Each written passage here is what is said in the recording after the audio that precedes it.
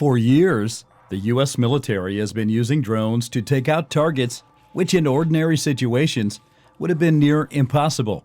While drone technology had previously been employed by only wealthy militaries, the rise of cheaper commercial drones is changing the landscape like no one expected.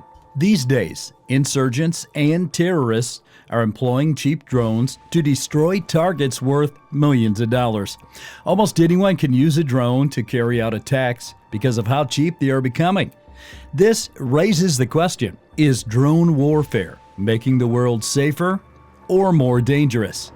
The concept of unmanned aerial vehicles in military applications dates back further than many realize. During World War II, Nazi Germany experimented with the V-1 flying bomb, a crude precursor to modern cruise missiles and drones. However, it was during the Vietnam War that drones began to take on a form more recognizable to modern eyes.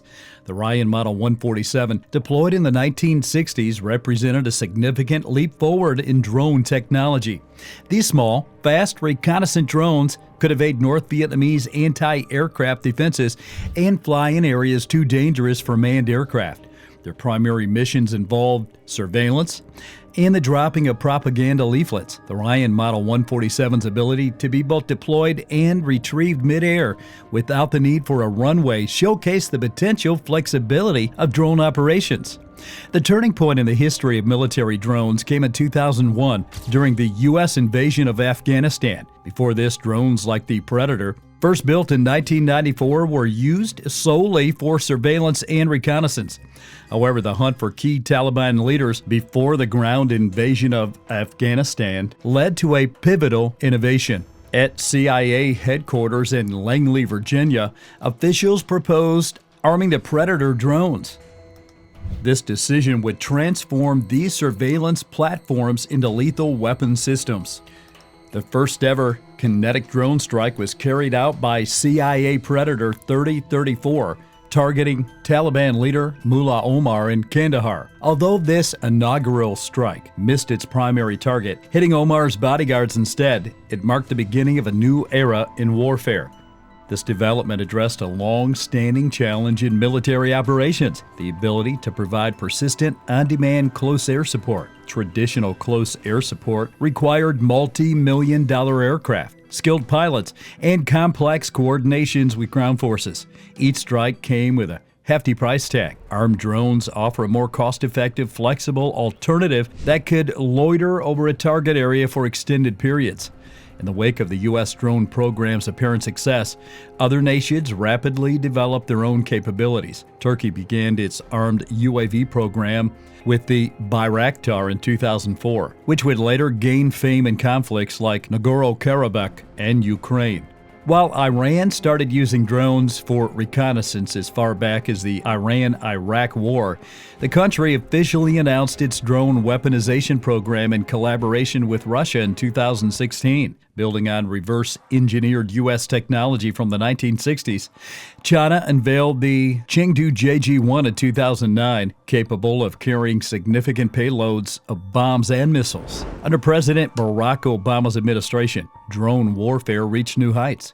Between 2009 and 2017, Obama authorized 540 drone strikes, resulting in approximately 3,797 deaths, a tenfold increase from his predecessor. This marked a strategic shift, allowing for continued military engagement without the large-scale deployment of ground troops, which had become politically unpopular following the Iraq and Afghanistan wars. The success of the U.S. drone program sparked a global arms race. Nations seeking similar capabilities but lacking access to American technology turned to alternatives, particularly Chinese drones.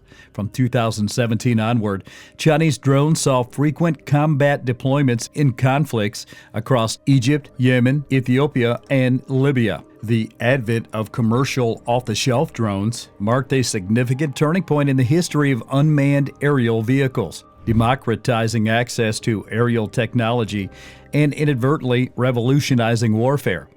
In 2013, Chinese company DJI introduced the Phantom, one of the first ready-to-fly drones accessible to the general public.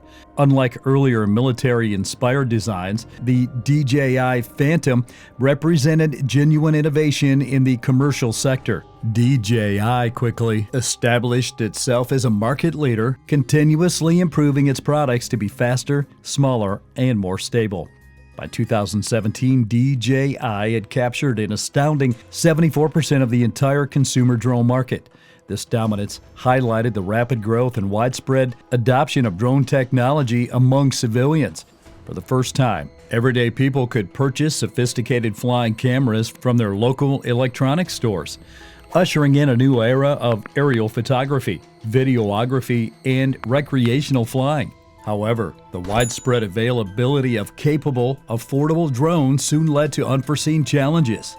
In 2015, a Japanese eco-terrorist protesting the country's nuclear program flew a DJI Phantom II drone onto the roof of the Prime Minister's residence. The drone had been deliberately contaminated with radioactive material, turning a consumer product into a tool for political statement and potential harm. This incident prompted swift regulatory action. Japan passed new restrictions on drone flying, and Tokyo police began actively hunting illegal drones using their specialized drone-catching quadcopters. This event foreshadowed the complex legal and security challenges that would arise from the proliferation of consumer drone technology. Perhaps the most alarming development in the rise of commercial drones has been their adoption by terrorist organizations. Groups like Hezbollah and the Islamic State, ISIS, quickly recognized the potential of these readily available platforms for nefarious purposes. A chilling example emerged in 2017 when ISIS released propaganda footage showing commercial drones dropping grenades on targets in Mosul, Iraq. This incident starkly demonstrated how easily accessible technology could be repurposed for deadly effect. The low-cost ease of operation and difficulty in detection made commercial drones an attractive option for groups seeking to carry out attacks or conduct surveillance. But this was just the beginning. The ongoing Libyan civil war took a significant turn in 2020 with a widespread deployment of drones, particularly the Turkish-made Kargu. This was the first alleged use of autonomous weapon systems in combat. United Nations conflict observers reported that a fully autonomous Kargu swarm had allegedly attacked militia forces opposing the Turkish-backed government of national accord.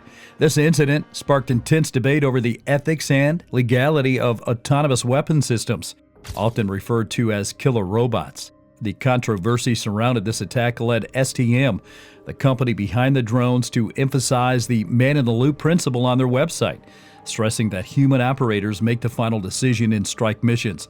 This clarification highlights the ongoing ethical dilemma in drone warfare, balancing the potential military advantages of autonomous systems against the moral implications of removing human decision-making from lethal engagements.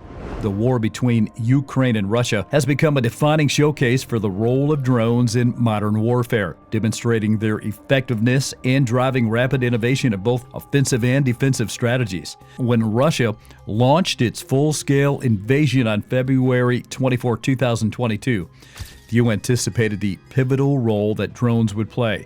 Ukraine, drawing lessons from recent conflicts, quickly mobilized both military and civilian resources to leverage drone technology. In the early days of the invasion, a small volunteer unit used weaponized commercial drones to disrupt a 40-mile Russian convoy approaching Kyiv, exploiting the advantages of low-altitude flight and quick deployment. The Turkish-made Bayraktar TB2 drone gained near-legendary status in Ukraine during the early months of the conflict. These medium-altitude, long-endurance UAVs proved highly effective against Russian armor and logistics units, with footage of their strikes circulating widely on social media. Their success stemmed from their relatively low cost, long loiter time, precision strike capabilities, and ability to operate beyond the range of many air defense systems. As the conflict progressed, both sides adapted their tactics. Russia improved its air defense and electronic warfare capabilities, while Ukraine diversified its drone arsenal, focusing on smaller, harder-to-detect UAVs and loitering munitions. The widespread use of modified commercial drones became a hallmark of the conflict, with both sides employing consumer-grade quadcopters for reconnaissance, artillery spotting, and even improvised bombers. Ukrainian forces showed remarkable creativity in adapting these drones, often using 3D printed parts to create bomb release mechanisms or improve performance. A significant innovation in the conflict has been the widespread adoption of the first-person view drones. These small, agile drones, often custom-built using racing drone components, have proven highly effective for precision strikes against vehicles and fortified positions. Ukraine also pioneered the use of unmanned surface vessels in the Black Sea, effectively challenging the Russian Navy's dominance and demonstrating how relatively inexpensive drone technology could counter traditional naval assets. Now, to answer the question, is drone warfare making the world safer? Yes and no. While the military is using drones to take down targets without putting soldiers in harm's way, insurgent groups are also using the same technology to deal damage in areas that were previously hard to reach. As drones become cheaper and more advanced, we might see more of these kinds of attacks in the future.